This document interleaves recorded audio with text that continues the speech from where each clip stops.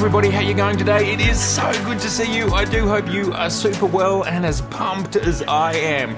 2 reasons, well, maybe 3, actually 4 that I can think of. First one, I've been for a jog and I'm always pumped after a jog, so if I'm glowing a little bit, you know why. Second one, Nikon, it's just arrived in my email from Nikon Professional Services and Nikon Life here in Australia that the 28 to 75mm 2.8 lens is now ready for purchase.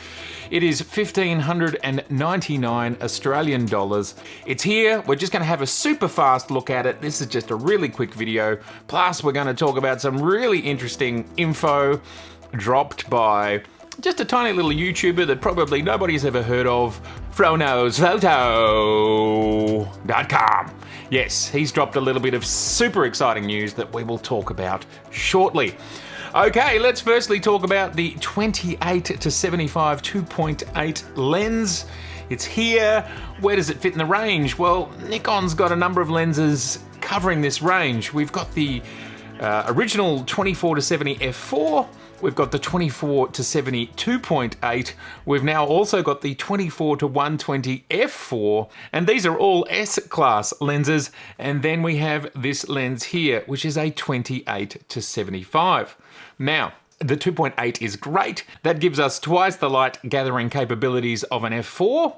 But of course, the difference between 24 and 28mm, it doesn't sound like a lot, but you know, if you want that extra reach, sometimes you might be after it. So when deciding on which of these 4 lenses to choose, well, you've got to think about what your use case is.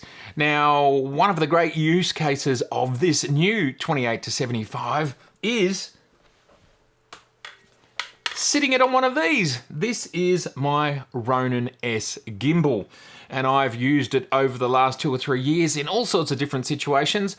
But what I've found is you know, you kind of don't really want to use a 70 to 200 2.8. You don't really want to use big lenses. If you want to get the best results out of it, keep things to a minimum. Look, you can use those lenses. It is possible, but it does put the whole system under more stress. And just as a quick sidebar, a side note, the 4th thing that I was super excited about is that I'm going to be heading out with the Z9 on the Ronin. There's the Ronin mount with the beautiful 28 2.8, this cute little lens. Doesn't that look fun on the Z9? And just as another little sidebar note, it's going to be the last time that I go out with the 2 Z9s. Yes, Nikon's one has to go back. But why am I bringing up the gimbal and all of this stuff? This new 28 to 75 2.8, it's light, it's small, and it would go super well on a gimbal in this sort of situation. Not to say that you can't use the 24 to 70 2.8, you certainly can, works fine, but as I said, sometimes you just want things to be a bit more light and a bit more compact. And when we're talking about light and compact, well, weight-wise, it's only 565 grams. And length, it is 120.5 millimeters, which I suppose makes it around 5 inches, somewhere just over 5 inches, I would guess. This is quite a compact lens and would work super well, as I said, with a gimbal. It also has STM autofocusing motors, which are near on, just about silent, which does make it great for video work. And it's got all the usual weather coatings and sealings that we would expect from Nikon.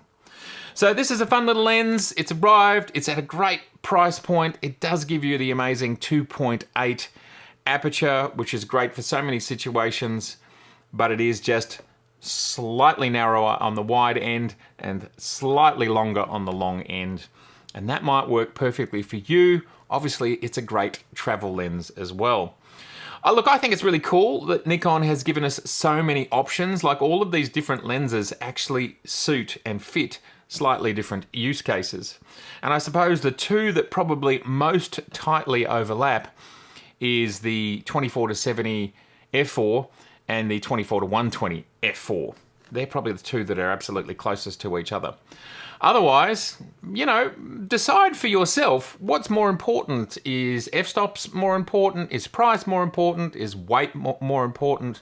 You can work it out, and then you can kind of be directed towards the lens that you might want to go for. please let me know in the comments below which one of these lenses would be for you. Okay, well, as I said at the top of this video, yes, Fro, that small unknown channel, Fro, he has some exciting breaking news on his Instagram feed. He has a copy of the 400mm 2.8 Z mount edition, which is also packing internally, built in, a 1.4 teleconverter. So it's real, it's here, and this probably means the fact that he's got one, and he's talking about it, that it's not very far off at all from being released. So we really, really look forward to seeing what Fro does with this lens. Now that's Instagram. If we jump onto Nikon Rumors, thank you very much, Nikon Rumors, they have a rumor that there is a new focus motor in this lens. And it is unlike any focus motor we have ever seen before from any manufacturer, and it will surpass all previous focus motors. Now, if this is the case, if this rumor is true, holy cow, I'm so excited to see what Fro and everybody else can do with this lens.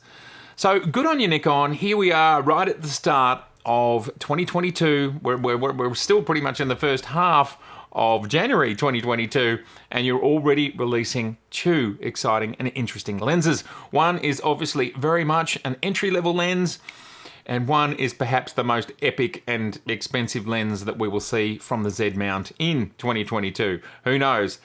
Speaking of cost, we don't know the cost yet, but it's certainly going to exceed $10,000, and who knows? Who knows how far it could go? But let's think about a couple of things. Not only is it an astonishing 2.8 400mm lens, but it's also almost a 600mm lens, because at 1.4 teleconversion, it goes out to 560. And it's also got the teleconverter. So you're kind of getting two lenses in, well, you're getting two prime focal lengths in one. And from everything I've heard and read and seen, with a 1.4 teleconversion, there is absolutely no loss of optical quality or focus speed. So this is two amazing prime lenses in one.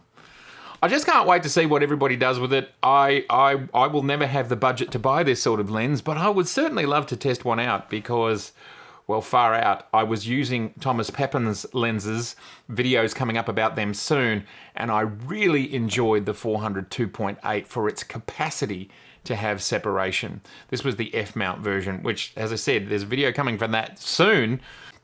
But far out, Thomas and I may well be able to try out the Z version of this lens in the not too distant future, because Thomas and I have something fun planned for later in January. This is just a very quick news break. Thank you so much for being here. It's been fantastic to see you. If you have any thoughts or comments, or if you're going to buy either of these lenses, or if you just want to talk about them, please let me know in the comments below. It's been so good to see you. If this is your first time here, you know what? I would love to see you again. So please do subscribe, please share, please like. Don't forget merch in the links below, as well as channel membership, which in 2022, we're going to dive into some more fun stuff. All right, good to see you, and I will be seeing you very, very soon. And yes, going out with the two Z9s tonight, going to have lots of fun. Joseph and I, we're going to shoot a ton of stuff before I have to give this one back. Okay, bye for now.